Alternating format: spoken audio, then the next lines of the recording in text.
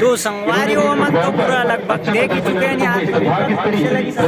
बोले सही बताओ भाई, दिल से मजा नहीं है इसमें। सही तो संगवारी हो एक गाना हमारे लायक रही से वो भी गाना बस ओनली फॉर जो सीजी से बस्तर वाले बस वही बस बाकी कुछ नहीं से। तो संगवारी बस वीडियो में बने रहो और लास्ट तक जरूर देखो भाई। हे संगवारी हो वीडियो कैसी लगी जरूर बताओ और वहाँ कौन कौन उपस्थिति रहते हैं कमेंट जरूर करो।